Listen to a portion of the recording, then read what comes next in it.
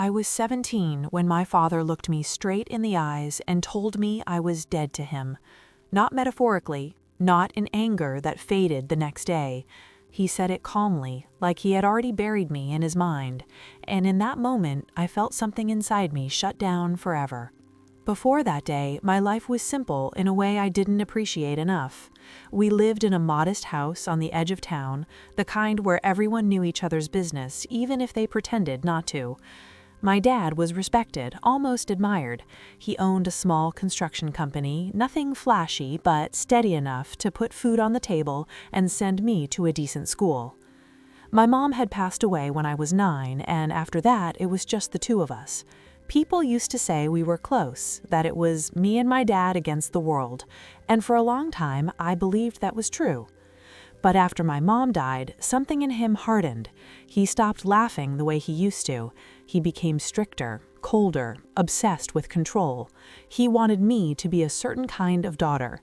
Quiet, obedient, grateful. I tried, I really did, but I was young and stubborn and full of questions. I wanted to go to college out of state. I wanted a life that wasn't planned entirely by him. Every small disagreement felt like a crack in glass, spreading slowly, quietly, until one day the whole thing shattered.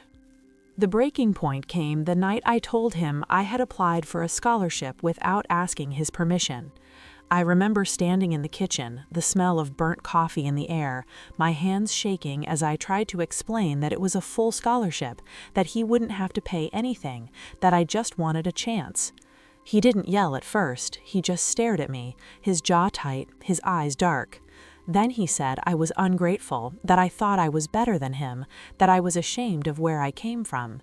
I tried to defend myself, but every word only made him angrier.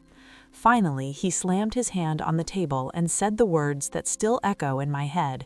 He told me if I walked out that door, I should never come back. He said, "You're dead to me." I stood there, frozen, waiting for him to take it back, to say he didn't mean it. He never did. That night, I packed a bag, called a friend, and left. I kept looking at my phone, hoping he'd call, hoping he'd tell me he was sorry. He didn't. The years that followed were not easy. I moved between couches, worked part-time jobs, finished school with the help of that scholarship, and a lot of sleepless nights. I watched other girls complain about their parents calling too much, asking too many questions, and I smiled politely while feeling a deep, quiet ache inside. My dad never reached out. No birthday calls, no holiday messages. When I heard through relatives that he had remarried and had another child, I pretended it didn't hurt, but it did. It hurt more than I ever admitted out loud. Eventually, life went on because it had to. I built something for myself. I got married, had a child, built a career that made me proud. I learned how to be strong in ways I never wanted to learn. And still, every once in a while, usually late at night when the house was quiet, I wondered if my father ever thought about me, if he ever regretted what he said, if somewhere, deep down, I was still his daughter. 20 years passed like that, filled with small joys and unspoken grief. Then one afternoon my phone rang, and everything I thought was settled came rushing back to the surface. The call came on an ordinary Tuesday. I was folding laundry, half listening to the sound of my daughter playing in the next room, when I saw an unfamiliar number on my phone. I almost didn't answer it. Something told me to, though. A strange pull in my chest that I couldn't explain. When I said hello, a calm, professional voice asked if I was speaking to me, using my full name, including my maiden name, a name I hadn't heard in years. He introduced himself as a clerk from the county courthouse. For a second, I thought it was a mistake or some kind of scam. Then he said my father's name. My heart stopped. I hadn't heard it spoken out loud in so long that it felt unreal, like he was talking about someone from a story I once read. The man told me a judge was trying to reach me regarding my father's estate. I told him there must be some confusion, that my father and I hadn't spoken in decades. There was a pause on the line, just long enough to make my hands start shaking. That's when he told me my father had passed away 6 months earlier. I sat down hard on the edge of the bed, my legs suddenly weak. I didn't know what I felt in that moment. Sadness, anger, numbness, all tangled together. I asked why they were calling me now. The clerk explained that there had been a legal dispute involving the will, and the judge had ordered that I be contacted. He asked if I could come to the courthouse later that week. I said yes without thinking, hung up the phone, and stared at the wall for a long time. In the days leading up to the hearing, old memories resurfaced like ghosts. I remembered my dad teaching me how to ride a bike, his hands steady on the seat until I found my balance. I remembered the night he told me I was dead to him, the way his voice didn't shake at all. I didn't know what to expect from the courthouse. Part of me assumed it would be about some small technicality, maybe something symbolic, nothing more. When I arrived, I saw people I hadn't seen in decades, relatives who barely acknowledged me. My father's second wife sat across the room, her expression tight, her arms crossed. She looked at me like I didn't belong there. I felt like a stranger at my own past. When the judge entered and called the case, the room fell silent in a way that made my chest feel heavy. The judge spoke calmly, methodically, explaining that my father's estate was valued at just over $8 million. I almost laughed out loud, convinced I had misheard. $8 million? This was not the man I grew up with, counting every dollar, fixing things himself to save money. My father, it turned out, had invested quietly over the years, bought property, sold at the right times. He had been far more successful than anyone knew. Then the judge said my name. He explained that my father had left multiple wills over the years, some of which contradicted each other. The most recent one, signed shortly before his death, left everything to his second wife and their son. But an older will, properly filed and legally valid, named me as the sole beneficiary. The courtroom shifted. I could feel eyes on me, disbelief, resentment, shock.